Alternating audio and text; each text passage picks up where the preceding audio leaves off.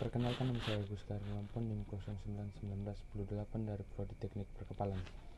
Perkenalkan, nama saya Arya Chandra, NIM 11191012 dari Prodi Informatika. Perkenalkan, nama saya Devi Sintiani, NIM 13191009. Perkenalkan, nama saya Mengsy Sarlowati, NIM 12191045 dari Prodi Teknik Industri. Assalamualaikum warahmatullahi wabarakatuh. Perkenalkan, nama saya Ahmad Ramil Mukofi dengan NIM 12191069 dari Prodi Teknik Industri. Assalamualaikum warahmatullahi wabarakatuh. Perkenalkan, nama saya Rian Witrowoso dengan NIM 13191057 di Prodi Teknik Lingkungan. Perkenalkan, nama saya Kevin Sahtamonangan Enggolan dengan NIM 13191033 dari Teknik Lingkungan angkatan 2019 dari TPBL. Dan ya, inilah kelompok tugas besar PMS kami. Di sini saya akan menjelaskan tentang bab 1, yaitu pendahuluan, dari latar belakang, rumusan masalah, tujuan dan manfaat. Yang pertama itu latar belakang. Jadi di tengah COVID-19 banyak sekali dampak yang terjadi di tengah-tengah masyarakat, mulai dari ekonomi, semua aktivitas terberjalan dengan baik, dan bahkan banyak aktivitas yang tertunda. Tentunya dengan adanya pandemi COVID-19 ini sangat berdampak sekali terhadap pendapatan seseorang. Mahasiswa dan mahasiswi harus bijak dalam menggunakan uang belanja untuk kebutuhan sehari-hari. Mahasiswa dan mahasiswi harus bisa memasak sendiri agar bisa menghemat biaya di saat pandemi COVID-19 dan mencegah untuk tidak pergi kemana-mana agar virus tidak menyebar kemana-mana. Dengan begitu, kebutuhan akan tercukupi. Dengan menggunakan ilmu pengantar metode statistika dapat mengetahui perbandingan jumlah mahasiswa dan mahasiswi yang membeli makanan di luar dan memasak sendiri saat pandemi COVID-19. Kedua itu rumusan masalah. Berdasarkan pada latar belakang, maka dapat ditentukan rumusan masalah sebagai berikut. Pertama itu bagaimana melakukan serta menentukan metode sampling terhadap mahasiswa dan mahasiswi Institut Teknologi Kalimantan yang membeli makanan di luar dan yang memasak sendiri. Yang kedua, bagaimana menentukan hasil analisis responden dari data mahasiswa dan mahasiswi Institut Teknologi Kalimantan yang membeli makanan di luar dan memasak sendiri saat pandemi. Ketika itu, bagaimana melakukan uji hipotesis terhadap data sampel mahasiswa dan mahasiswi Institut Teknologi Kalimantan yang membeli makanan di luar dan memasak sendiri. Keempat itu bagaimana menentukan. Ya, di sini saya akan menjelaskannya. Mean adalah ukuran statistik kecenderungan terpusat, sama halnya seperti median dan modus. Jika hanya disebut dengan kata rata-rata saja, maka rata-rata yang dimaksud adalah rata-rata hitung aritmatik. Penghitung rata-rata dilakukan dengan menjumlahkan seluruh nilai data satu kelompok sampel, kemudian dibagi dengan jumlah sampel tersebut. Jadi, jika suatu kelompok sampel acak dengan sampel N, maka bisa dihitung rata-rata dari sampel tersebut dengan rumus, yaitu X bar sama dengan 1 per N sama dengan 1 sigma XI. Standar deviasi. Varian dan standar deviasi simpangan baku adalah ukuran-ukuran keragaman variasi data statistik yang paling sering digunakan. Rumusnya yaitu N sigma I sama dengan 1 dalam kurung XI min X bar tutup kurung kuadrat lebih dari 0. Namun begitu, dalam penerapan nilai varian tersebut, biasa untuk menduga varian populasi dengan menggunakan rumus tersebut.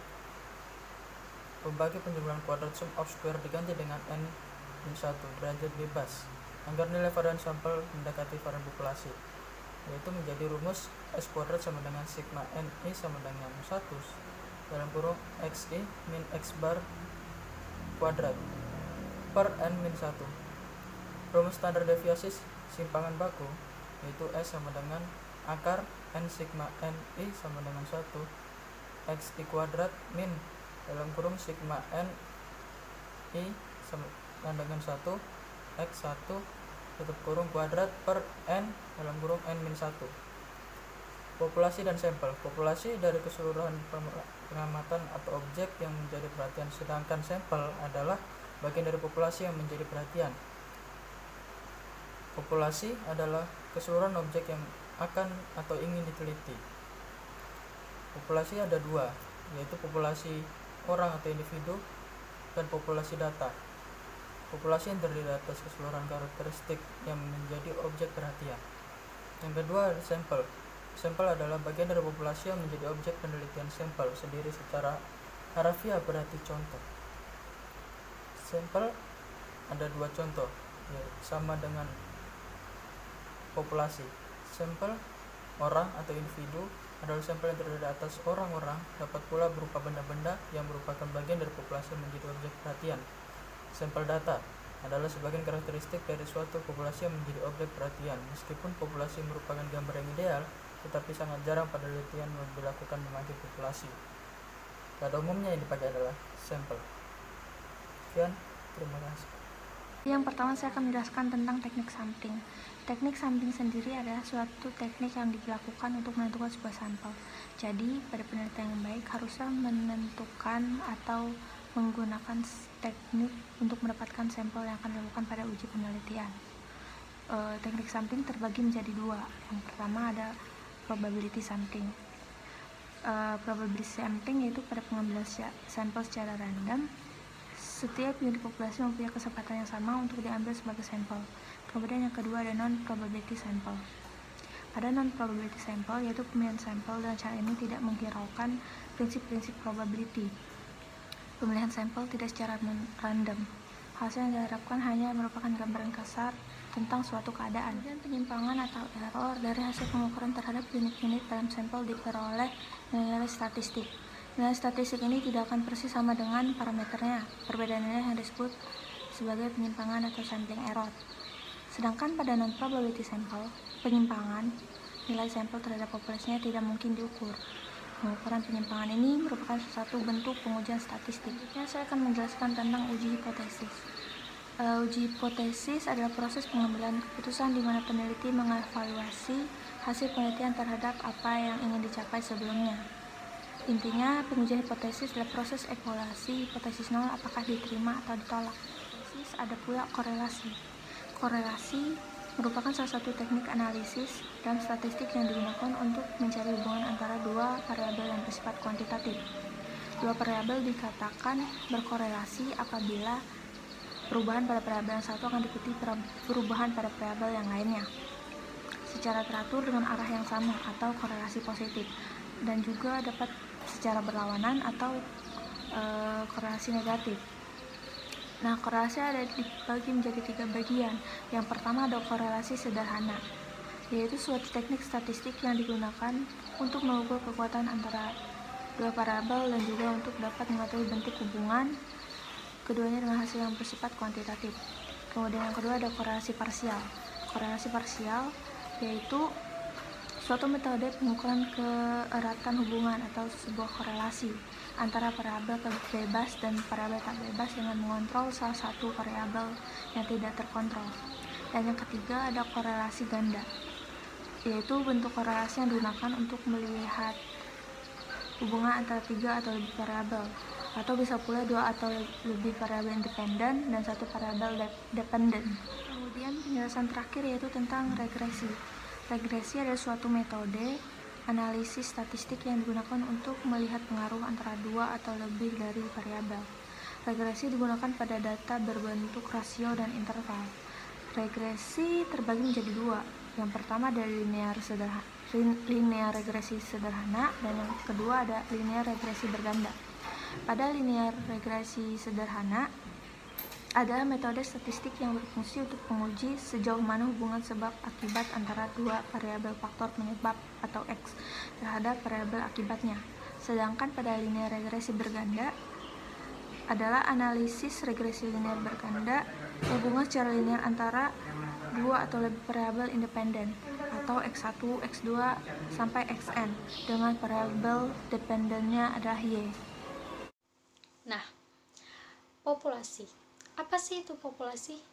Menurut KBBI atau Kamus Besar Bahasa Indonesia, populasi adalah sekumpulan individu sejenis yang berada di tempat dan waktu yang sama pula. Sedangkan menurut ilmu biologi, populasi adalah sekumpulan individu yang memiliki ciri-ciri yang sama. Nah, jadi dalam survei ini kami memilih untuk populasinya adalah mahasiswa dan mahasiswi. Nah, jadi populasi dalam pengambilan data perbandingan mahasiswa dan mahasiswi yang memilih untuk membeli makanan di luar atau memasak sendiri di rumah selama pandemi COVID-19. Jadi datanya itu yang telah kami dapatkan, terdapat sejumlah 400 populasi yang berasal dari berbagai kampus di Indonesia. Ada dari Brawijaya, Unmul, dan dari Institut Teknologi Kalimantan itu sendiri, yaitu ITK, dan berbagai kampus lainnya. Jadi di sini kan ada dua populasi, terdiri dari yang memilih untuk memasak sendiri dan juga memilih untuk membeli makanan di luar. Jadi terdapat sejumlah 226 populasi yang memilih untuk memasak sendiri di makanan di rumah. Sedangkan untuk populasi yang lebih memilih untuk membeli makanan di luar, terdapat sejumlah 174 populasi mahasiswa dan mahasiswi. Jadi di sini perbandingannya sudah dapat terlihat bahwa mahasiswa dan mahasiswi yang memilih untuk memasak sendiri makanan di rumah itu lebih besar dibandingkan dengan populasi mahasiswa dan mahasiswi yang memilih untuk membeli makanan di luar selama COVID-19 atau virus corona ini. Di sini saya akan menjelaskan tentang sampel, teknik sampling, dan juga variabel penelitian. Sampel yang kami ambil ialah jumlah sampel diambil adalah 400 orang mahasiswa dan mahasiswi Indonesia yang masih aktif berkuliah berkuliah di Indonesia. 400 responden ini terdiri dari 200 mahasiswa dan 200 mahasiswi. Selanjutnya teknik sampling. Teknik sampling yang kami gunakan ialah simple random sampling, yaitu melakukan pengambilan data kepada responden yang telah dipilih secara acak sebelumnya, dan kuota responden hanya dipilih hanya 400 orang saja. Selanjutnya variabel penelitian. Untuk mengetahui pengaruh variabel dalam penelitian ini, mahasiswa dan mahasiswi Indonesia yang aktif dalam perkuliahan dijadikan sebagai variabel bebas atau independent variables, dan pilihan antara memasak dan membeli dijadikan sebagai variabel terikat atau dependent variables. Di sini saya akan melanjutkan presentasi dari teman saya. Saya akan membahas tentang bab 5, yaitu penutup. Di penutup sendiri kami mempunyai kesimpulan dan saran.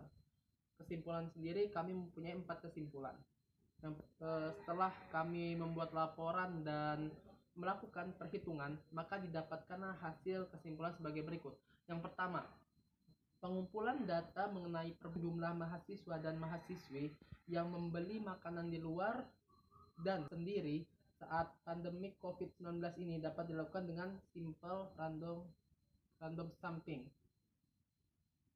Yang kedua, setelah dilakukan pengumpulan data, diperolehlah hasil dari analisis varian data, yaitu sebesar 2,83. Didapat juga simpangan deviasinya, yaitu 1,68. Untuk nilai mean sendiri, yaitu 0,435. Sarapan itu kami mempunyai 3, ada sarapan, ada makan siang, dan makan malam. Untuk sarapan sendiri mendapatkan poin sebanyak 288, makan siang mendapatkan poin 290, dan untuk makan malam sendiri didapat 252. Diperoleh juga jumlah data observasi sebanyak 400 data dengan menggunakan simple random sampling, dan didapatkan uji hipotesis korelasi dan uji hipotesis regresi. Setelah ditarik hipotesis dan kemudian hipotesis tersebut diuji, hasilnya menunjukkan bahwa hipotesis awal yang diberikan dapat kita lihat bahwa lebih banyak yang memasak saat pandemi corona. Yang kedua, dua saran. Yang pertama, ada kuesioner online sebagai kebutuhan survei data primer masih belum banyak menghimpun data yang lebih spesifik. Diharapkan pada penelitian serupa dapat menghimpun informasi dari responden yang spesifik. Yang kedua, perhitungan yang dilakukan harus teliti karena dengan jumlah data dan nominal yang cukup. Jadi ya, dalam pembahasan ini karena data yang kami kumpulkan bukan berbentuk angka, tetapi hanya pernyataan memasak atau membeli, jadi kayak buat memberikan poin. Jadi ketika orang itu memasak kami berikan +1, kalau orang itu membeli maka -1. Maka diperoleh data sebagai berikut, di mana untuk sarapan poinnya 288 karena 344 orang memasak dan 56 orang membeli. Untuk makan siang itu 290 poin akhirnya karena 345 orang memasak dan 55 orang membeli. Untuk makan malam jumlah akhirnya 252 karena 326 orang memasak dan 74 orang membeli. Untuk rata-rata sarapan adalah 0,72 yang mendekati 1 dibandingkan -1, yang artinya lebih banyak orang memasak. Untuk makan siang 0,725 yang artinya juga lebih mendekati 1 dibandingkan ke -1, jadi lebih banyak orang memasak di makan siang. Dan untuk makan malam adalah 0,63 di mana artinya ya lebih mendekati 1 juga, yang artinya lebih banyak lagi orang memasak untuk makan malam dibandingkan membeli. Untuk kuartil 1 kami memperoleh 3, untuk kuartil 2 atau median kami memperoleh 3, dan untuk kuartil 3 kami memperoleh 2,5. Kita lanjut saja ke varian dan standar deviasi. Jadi karena kelompok kami mengolah datanya lumayan banyak, jadi kami langsung saja menggunakan Microsoft Excel. Untuk detailnya nanti filenya saya akan lampirkan, tapi untuk variannya kami mendapatkan hasil 2,836, dan untuk standar deviasi adalah 1,68432. Jadi berikut adalah hasil dan pembahasan data survei yang kami peroleh dari kelompok 3 besar kami. Selanjutnya akan dilanjutkan oleh teman saya, Rian.